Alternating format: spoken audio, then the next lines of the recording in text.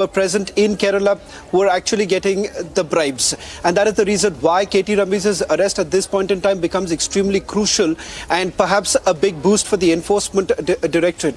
Remains to be seen whether at all other bureaucrats whose names have basically cropped up in the questioning of Swapna Suresh, would they also be called in for questioning right now? The Enforcement Directorate is completely tight-lipped about any further developments with regards to who perhaps could be called in for questioning. But once KT Ramiz is taken into custody by the Enforcement Directorate, the focus would essentially be as to who are the people who were aware of this entire smuggling and whether at all there was any political link, whether any political instructions were essentially given or not. Because remember, some very scathing allegations have essentially been made by the other accused in this particular case, that happens to be Swapna Suresh. In fact, she has taken the name of those who have worked very closely with the Chief Minister. As far as the Chief Minister is concerned, remember, his office has categorically denied any role that has been played. In fact, they're saying malicious attempts have been made by the accused in the Kerala gold scam to try and tarnish the image of the Chief Minister. Right. For the benefit of our viewers, Shravan, take us through all the significant development that have happened so far in this case, and just give us a highlight of this case for a better understanding how big this scam has been from Kerala.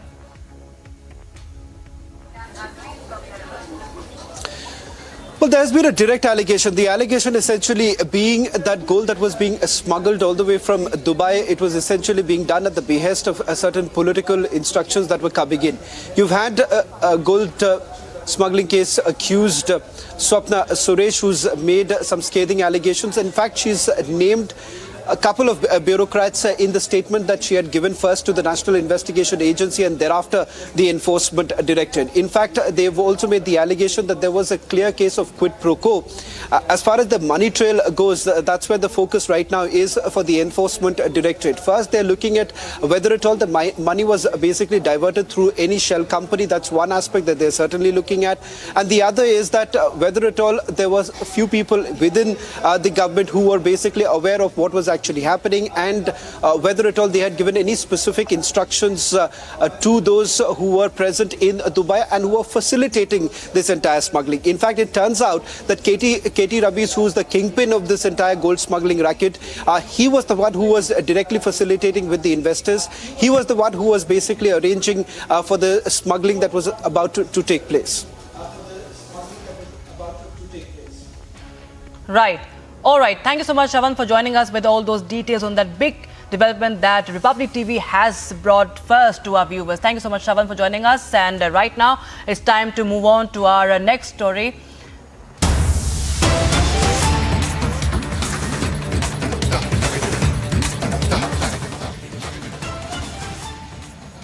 All right. We are told that we are getting some latest from Telangana. There, Bandi Sanjay is set to speak right now. We assume this is a public briefing and we are getting live visuals from there. Remember, Bandi Sanjay was released today on bail. He walked out of jail today, and Home Minister Amit Shah, BJP President JP Nada and Union Minister Smriti Irani spoke to Bandi Sanjay just after he was released from jail today. And party's national leaders including Tarun Chugh and Sunil Bansal also spoke to him. And right now we can see show of strength, a grand welcome for the Telangana BJP chief just as he walked out of jail today. A show of strength by the BJP there in Telangana. And we'll shortly get you what Bandi Sanjay had to say. These are visuals first on Republic TV, viewers, and these are live visuals that we are getting in. Remember, Amit Shah and Smriti Irani and JP Nada spoke to Bandi Sanjay just a while back as he was released from jail. Remember, there was a dramatic arrest that took place in midnight when he was arrested in the paper leak case, the SSC paper leak case, and he's been in the dock for the same. And on the right to your screens, you can see a show of strength, BJP workers there, a grand show of strength there as Bandi Sanjay has walked out of jail. We're expecting him to speak and address the public gathering, address the BJP workers anytime soon. This is the latest we're getting in. Remember, Telangana BJP President Bandi Sanjay has been released from prison today. He was in judicial remand at Karimnagar jail since Wednesday night in the SSC exam question paper leak case. And remember, he has been released on some conditions. Local court in Warangal granted conditional bail to him on Thursday night, and after processing the bail orders, prison officials released him today. And you can see those that grand welcome that you can see on your screens right now, live and exclusive, first on Republic TV. Police have imposed prohibitory orders around Karimnagar prison also, remember, under Section 144 of the CRPC. My colleague Aneri is joining us on the phone line for more on this. Aneri, we are seeing the grand show of strength by the BJP workers just as the Telangana BJP chief walks out of jail. So there is a remediation for this. Yes, that's right. We have been seeing that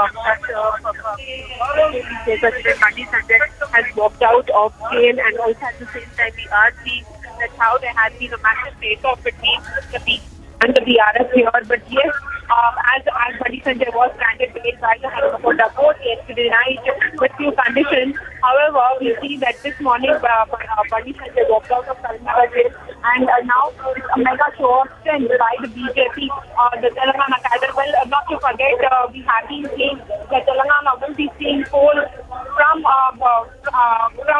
this year, and that is one of the main reasons why this has been a massive face-off. And also at the same time, this SSC paper leak road which has been escalating in the state of Telangana. The opposition parties have been questioning the state government, and also at the same time, now the BJP also questions over the whole investigation matter, and also they say that it's all a conspiracy which is being put forward against the BJP. Right, and we also see the show of strength from the workers and also the support from the top brass who have taken stock of the situation. They have dialed Bandi Sanjay right after his release. Amit Shah, the Home Minister, and Smriti Irani, and also BJP President JP Nada have also dialed Bandi Sanjay right after his release.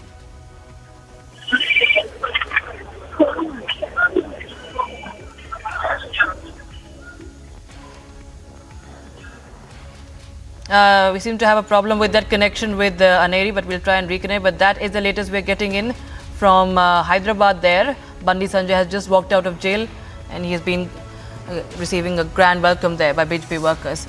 But now it's time for some more breaking news on this bulletin, viewers. We're getting you the inside visuals there on Republic TV of the meeting that has been presided today amid a nationwide upward trend in the COVID cases.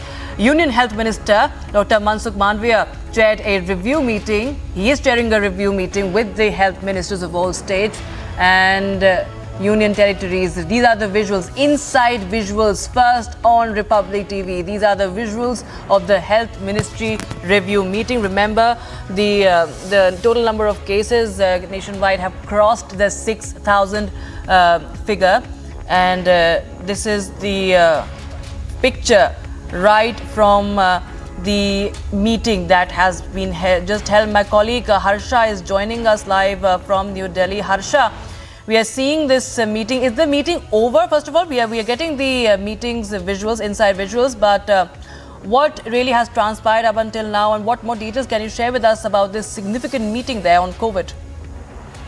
Rakshita, what we're getting to know is that Mansukh Mandavia is chairing a meeting right now. Meeting has just started. Meeting started at around 12:20, where all the health ministers from the state have joined through video conferences. We see that Health Minister Mansukh Mandavia, along with the MS Bharti Praveen Kaur, could be seen here, and along with the health secretaries who are chairing a meeting to review the preparedness of the COVID situation in all the states, be it Kerala, Maharashtra, Ladakh, Chandigarh, Punjab, Uttarakhand, Uttar Pradesh. All the health ministers from the states have joined, and this meeting becomes very much important as from past 20, if we see the 24, if we see right. the cases in the last stay with us. Hold your thoughts there. Hold your thoughts there, Harsha. We are also being joined by our hold your thoughts there, Harsha. We are being joined by our senior executive editor, Abhishek Kapoor also on the phone line. Abhishek, this is a very big, it's a significant development there. The COVID cases are on the rise nationwide, and we usually see this during the month of April, that we do expect an upsurge in the cases of COVID. And now we are seeing the inside visuals from the meeting that is being chaired by the health minister. Well, yes, we saw how Prime Minister himself took a stock of the situation just about 10 days back. And on the back of it, we have seen the health administration really gearing up for another round of COVID spread, not at the pandemic levels, but obviously still remains an endemic. And we have seen worryingly positivity rate increasing to about 20-25% now, and which means that effectively of every 10 people coming to test, about 1/4 of them are actually testing positive for COVID, which means if you actually do random sampling, the percentage may be as high as 40%. So, which means that of everyone getting fever as of today, 40% of them, which means for every 10, 4 people are actually having COVID. And that's a big number, and that's why we are seeing in many instances those COVID protocols that were put in abeyance, given the fact that the pandemic had ebbed, are really coming back. To the mask mandate, for example, is back in Delhi, and it is believed that in this review with the state health ministers that's happening now with Dr. Mansukh Mandavia, the Union Health Minister, chairing that meeting, and of course the experts panel and every other organization and the bodies that were specifically aimed at COVID pandemic management, with the NTAGI and NSOCOG and the AIMS administrations from across the country. All those present there with the respective state counterparts. So obviously this is aimed at a proper cooperation between the center and the states, and then of course taking it down to the district level, and that's why this review meeting happening. As I said, Prime Minister has already done one meeting about 10 days back, and this is a follow-up to make sure that the state administration, the respective state administration, are also on their toes to make sure that this spread or this wave of the COVID is duly managed. Thankfully, the symptoms are mild this time, less hospitalization, but still, if these kind of review meetings happen, the administration is fully prepared. Right, absolutely. That's important. Prevention always better than cure. Thank you so much, Abhishek, for joining us with all those details and your inputs on that story. Nationwide uptake, of course, in COVID cases, and visuals on your screens are from the meeting that has been chaired by the Health Minister, Mansukh Mandavia. We'll, of course, keep a track on that and get you all the latest from that story as well. But right now, it's time to take a look at some other stories that are making news from across the country. The Central Election Committee of the BJP may hold a meeting at the party office on the 9th of April for finalizing candidates for the Karnataka Assembly elections. According to party sources, Prime Minister Narendra Modi, BJP National President JP Nada, Union Home Minister Amit Shah, Defence Minister Rajnath Singh, BJP General Secretary BL Santosh and members of the party's Central Election Committee will be present at the meeting.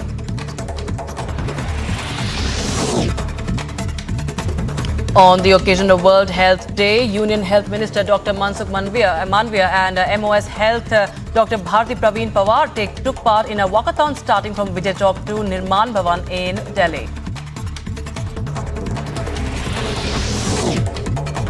Uttarakhand Chief Minister Pushkar Singh Dhami inaugurated a health ATM installed by JK Tyre Limited Company in association with Yes Bank under its corporate social responsibility at the Secretariat on Thursday. Apart from the health ATM at Sachivalaya Dispensary, 2 more were opened at Vidhan Sabha Dispensary and Tanakpur Hospital. Alleged conman Kiran Patel, who was arrested in Jammu and Kashmir for posing as a senior PMO official, was on Thursday handed over to the Gujarat police. According to officials, the Gujarat police had sought his custody, which was granted by the court of the Chief Judicial Magistrate in Srinagar. He will be brought to Gujarat today.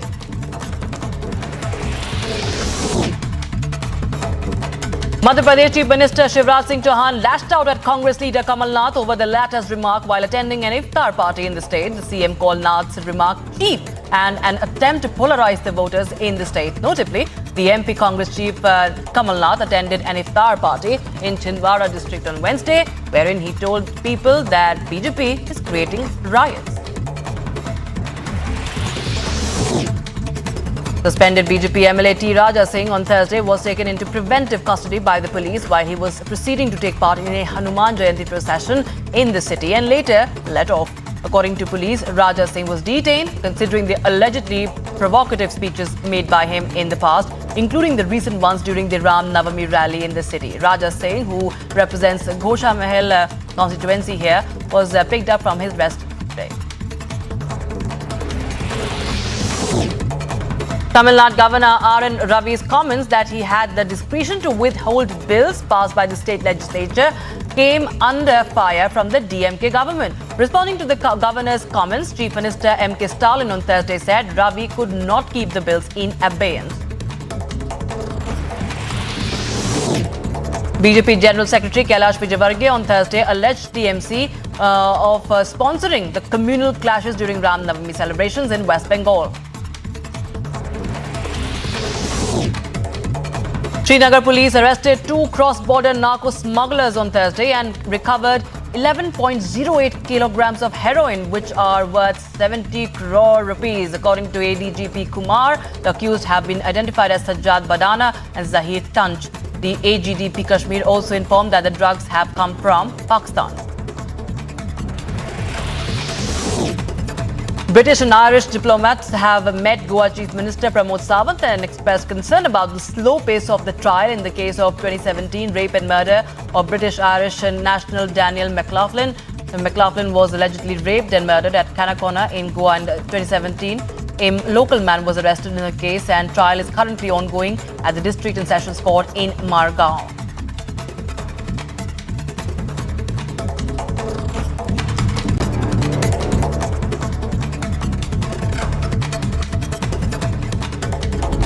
News from Tamil Nadu now. Tamil Nadu Governor R.N. Ravi sparked a fresh controversy, saying that the 2018 anti-Sterlite protests in Thoothukudi were foreign funded. The governor said that Sterlite protest, it was purely foreign funded, he said, and the entire activity which led to the protest and the unfortunate police firing that caused innocent lives. His remarks drew sharp reactions from the ruling DMK and the protesters who vowed to stage a stir against the governor.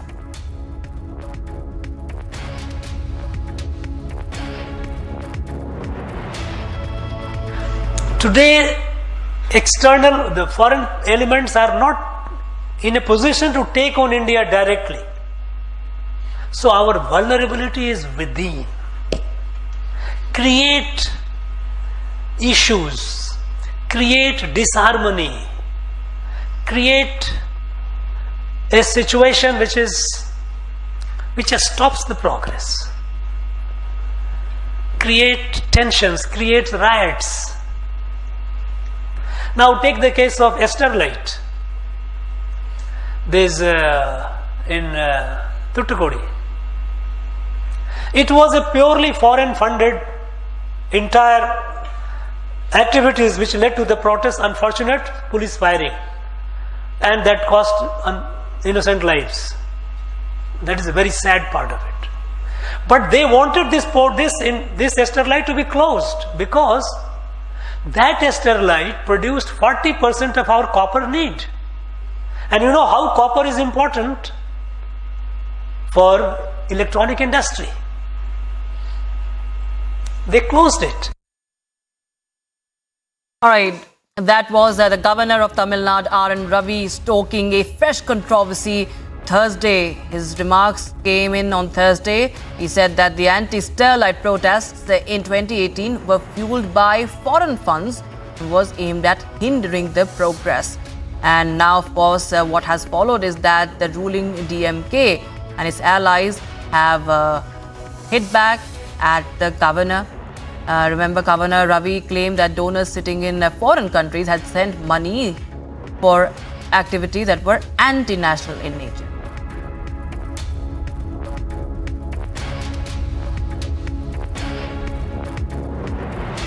Some 70,000 people lived in Bakhmut before Russia invaded Ukraine in early 2022. The battle for control over the eastern city erupted in late summer. Since then, Russian forces have besieged Bakhmut, a city under Kiev's control within the industrial Donbas area. Here's a 1-minute report. Over 90% of its Bakhmut residents have fled. Much of it lies in ruins. Tens of thousands have been killed, and its strategic importance have been played down by the West. But the war continues to rage on. In a fresh video released by the Ukrainian authorities, watch how the soldiers continue to operate in Bakhmut as fierce fighting continues in the city. While Donetsk regional governor said that the latest Russian strikes had killed 2 civilians, leaving the city totally destroyed. After 8 months of trench warfare, Ukrainian forces are surrounded on 3 sides. Kyiv's supply lines are fraying, and Moscow says it is in control of just over the 2/3 of Bakhmut, including part of the center. But the Ukraine has pledged to keep defending the city, and an end to the war seems afar. Agency report, Republic TV.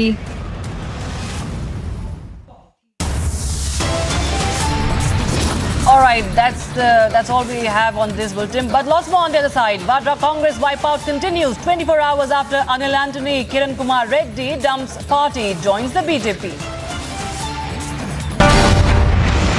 There's a mail that has been sent to you asking for help. Are you saying that there is no email? Boss, you cannot enter someone. The biggest actions of the movements of various rank. We've killed the Prime Minister, the Chief Minister, generals of the army. These are all targeted killing. I am willing to ask you certain questions, sir. Yeah, I will do that. I have a word. You delete everything and then I'm going Where is the question of recording, sir? Well, I'll show you, but why did you put your hand to my pocket? It's not my fault. Mr. Wazir, why were you arrested? Because it was a case, I believe, that was closed by the police itself. They're trying to stop us from reporting. यहाँ पर लिखा गया है stand. इसी जगह से सचिन वाजे को बोला गया था खड़े रहने के लिए। We are standing in the premise of a church right in the middle of Bucha. This is exactly what Ukraine is now calling a genocide that has been committed by the Russian troops. Everybody has right to self-determine. If I say Punjab is a separate country, I have right to do it.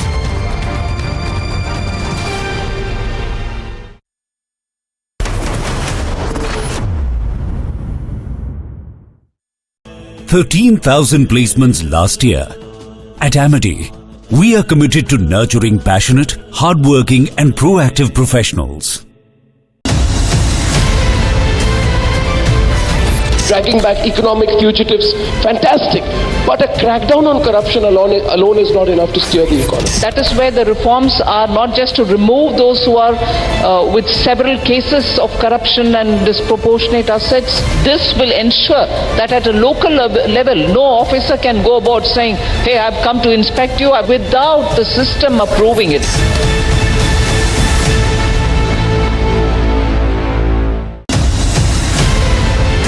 आप सभी देश के जन जन तक सही सूचनाएं पहुंचाने में अहम भूमिका निभा रहे हैं। जब नेशन फर्स्ट होता है तब हमारे संकल्प भी बड़े होते हैं और उनको सिद्ध करने के प्रयास भी व्यापक होते हैं।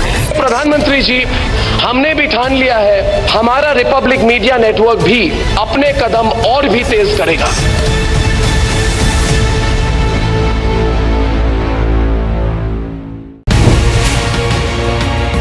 How do you see Israel helping India in combating the water crisis? It's a major problem here in India and we have the solutions.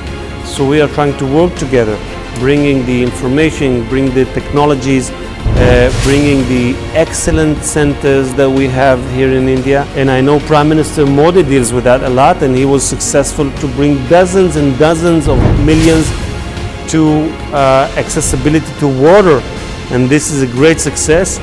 And I would like us to work more closely on that.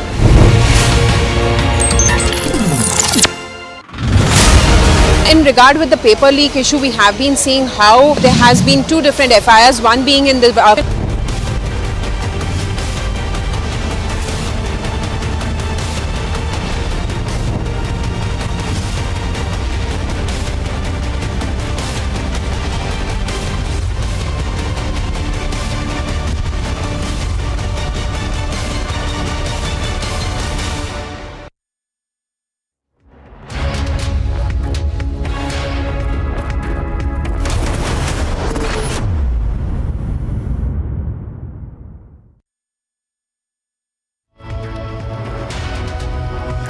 A very good afternoon. It's 1 p.m. I'm Samiksha Srivastava. India's biggest news event is back. The third edition of the Republic Summit will be held in the national capital this month.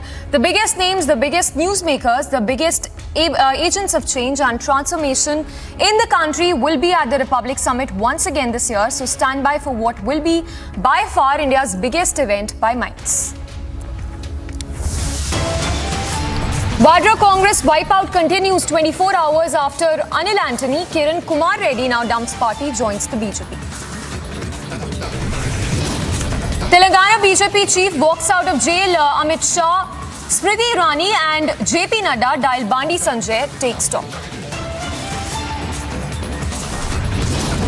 It was a purely foreign funded entire activities which led to the protest, unfortunate police firing. Tamil Nadu governor sparks controversy, claims foreign link to Sterlite protest, DMK hits out.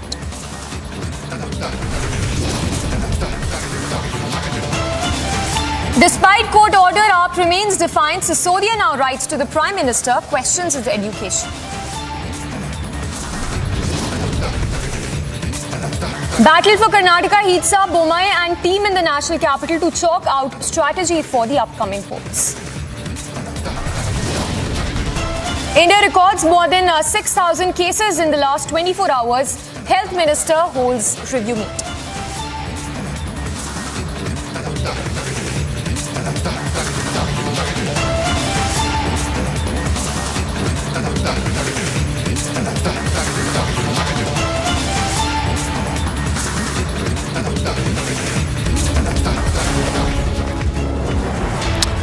And we start with the latest that's coming in from poll-bound state Karnataka, where Section 144 has been imposed in Yadgir after clashes broke out between the BJP and the Congress. In fact, Section 144 that has been imposed in the Surapuri constituency after 10 people were injured and 18 others have been taken into custody following the ruckus and the clashes that was seen between the BJP and the Congress workers. Meanwhile, a complaint we understand has also been registered against BJP MLA Raju Gowda and Congress ticket aspirant as well. And also vehicles have been vandalized in the protests and the clashes that broke out in Yadgir area of Karnataka. We'll try and go across to Prajwal as well to get us more details. But the latest coming in right now of Section 144 that has been imposed in the Surapuri constituency of Karnataka. Prajwal, what is the situation as of now? We understand several vehicles have been vandalized and several others have been injured in these clashes as well. Samiksha, in fact, Section 144 has been imposed since yesterday in the evening as well, after this situation went out of control, after hundreds of BJP and Congress cadres clashed with each other as well. And now additional forces have also been deployed. Rapid Action Force has been deployed. KSRP platoons have also been deployed as well. And the situation is under control as of now. But it seems like, there might be more tensions which might erupt as well. Because earlier also I was speaking that this entire clash broke over a trivial issue, stating that the town fairs or the temple fairs should not be politicized by calling any political leader as well. But Raja Venkatappa Nayaka, who is a ticket aspirant from the Congress party for the Surpur Assembly constituency, he was bought in here at this point of time. And we should also remember that Surpura has always been a sensitive area, and even in the previous elections as well, we had witnessed several clashes between the Congress, JDS and the BJP cadres in this assembly constituency. And despite the best efforts of the people over there who tried to mediate this along with the temple authorities, he was not willing to listen. And once he entered the fair, the BJP cadres started questioning. And initially what started off as a heated argument between the BJP and the Congress cadres later went out to be a full-fledged war there. And it looks like a battlefield, because if you look at the highway where this entire fight took place, you can see that the Congress and BJP workers are hurling stones at each other. And 10 of them have also been grievously seriously injured and have been admitted to a government hospital where the health condition is being monitored by doctors. And on the other hand, 18 people have been taken into custody. Section 144 was imposed, and also now more people will also be taken into custody. There has been a complaint and a counter complaint which has been filed. Complaint against Raju Gowda, the BJP MLA, counter complaint against Raja Venkatappa Nayak, the Congress leaders, by the BJP now. So we are initially seeing that the cops have finally taken control of this entire situation, but definitely it leaves a black mark on both the parties as well. And now the Election Commission has also gone ahead, spoken to the SP of the district, and has also stated that no untoward incident should take place in the assembly constituency as well as the entire district, and the cops should make sure that even if there are additional forces that has to be brought in to make sure that everything is fine, it will have to be done. After which the SP decided that section 144 had to be imposed as well, because 2 days ago, even in the Gurmitkal assembly constituency, we saw that Babu Rao Chinchansur, who is a turncoat from the BJP, visited a temple fair where the JDS and the Congress workers started beating up each other too. So we are looking at a series of violent events which is happening in Yadgir district as well, and now additional forces have also been summoned to make sure that the scenario is under control. Yes. So Prajwal, while these clashes are one part of it that broke out in this particular area, if you can quickly tell us about the big meet that is expected today in the national capital with Basavaraj Bommai and Yediyurappa, who are all in the national capital to decide on the candidate list. Now we have already known that, former Chief Minister B.S. Yediyurappa is already in the national capital attending the parliamentary committee meet as well. And today, Basavaraj Bommai, the Chief Minister, met B.S. Yediyurappa in Shimoga last evening, because he was there at Shimoga, and later he is now gone to Shigaon, his assembly constituency, from where he is expected to contest as well. And therefore now we are expecting that in New Delhi, the BJP will go ahead and decide on the candidates who will be fielded from all the 224 assembly constituencies, because remember that there were a series of meetings which was conducted over the weekend, which also was conducted on Monday and Tuesday, where the screening committee was also called in, where we also saw the BJP state president Nalin Kumar Katil along with Prahlad Joshi, Shobha Karandlaje, B.S. Yediyurappa, Vijayendra, and also Chief Minister Basavaraj Bommai, who attended the screening committee. And finally they have come up with a list of candidates, but how many numbers, what are the numbers that we are looking at, we will have to expect that, because the BJP, will it go ahead and release all the candidates for 224 assembly constituencies, or will it be a sequential list where candidates might be announced for Prajwal, I'm sorry, I'll have to interrupt you just for a minute. Let's go take a word from S. Prakash of the BJP also. What do you have to say about these clashes